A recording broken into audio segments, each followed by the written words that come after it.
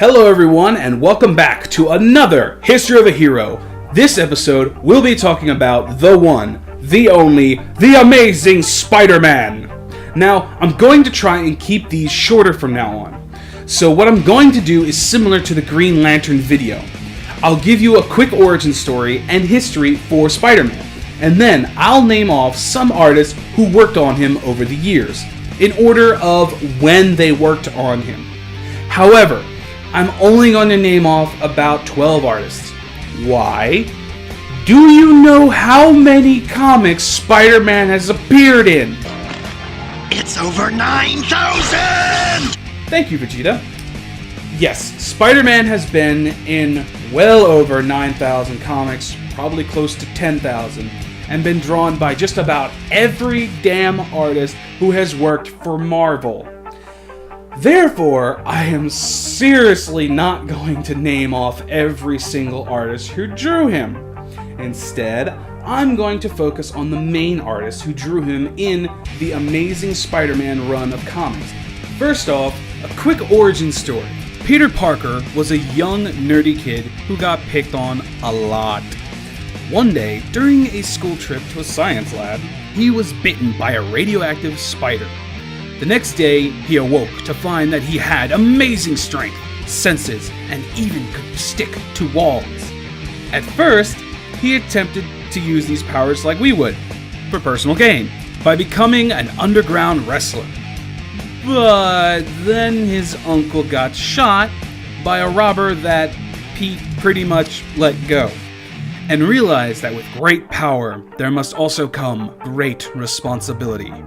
He then donned his new identity of Spider-Man. Okay, so our first artist is actually two artists. As you see, when Spider-Man first started, most of Marvel's comics were done by either Jack Kirby or Steve Ditko. Well, in this case, Jack Kirby did most of the covers, while Steve Ditko did most of the interior pages. And they did this from about 1963, when its first issue was released, all the way until about 66. And they did mostly the first 38 issues. After Steve Ditko, John Romita Sr.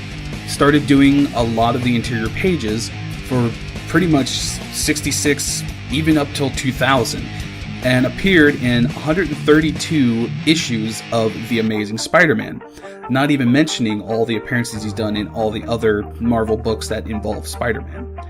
And at the same time, Jack Kirby still did many of the covers, but John Romita started doing them as well. After John Romita Sr., Ross Andru, A-N-E-R-U, weird spelling, he took over from 1973 to about 78, appearing in 56 issues. After Ross Andru, John Romita Jr., John Romita's son, started doing a lot of the artwork for Marvel as well. He did Spider-Man from about 1980 to 2000, appearing in about 105 issues. So you can see he's about second in most issues compared to his father. After John Romita Jr., Ron Frenz took over and did a lot of things as well. He did it from about 1984 to 1987, only appearing in 24 issues. After Ron Frenz, Peter David decided to take his hand, and he did 5 issues from about 1985 to 1987. After Peter David, Eric Larson came in as artist. He was only from about 87 to 2000, appearing in about 29 issues. After Larson, Todd McFarlane actually started booming his way into the Marvel business and began his artwork on Spider-Man from 88 to about 1991, appearing in 45 issues. He was also the one who originally created the design for Venom. After Todd McFarlane, we come into the 90s even further to Mark Bagley, who did most of the artwork from 1991 to about 96, appearing in 67 issues. After Bagley, Marcus Martin took over much of the artwork from 2008 to about now in 2013, appearing in 26 issues. So he's been the main run now for the last few years. Alongside Marcus was Humberto Ramos, who did from 2011 to 2013, current years, appearing in 22 issues, mostly specials. Alright everybody, that's all for this episode. Thank you for watching. Now, in the last couple episodes, I gave you some recommended readings. Well, this time I'm not going to be able to do that because I just couldn't have the time to go and find them, like all these different comic books, because there's so many. But what I'm going to do is I'm going to look online, grab a top 10 list of what people consider the best Spider-Man stories, and I'm going to put a link to that in the description so that you guys can go check that out and see which ones you want to read. Because really, if you want recommendations, pretty much just read anything prior to One More Day.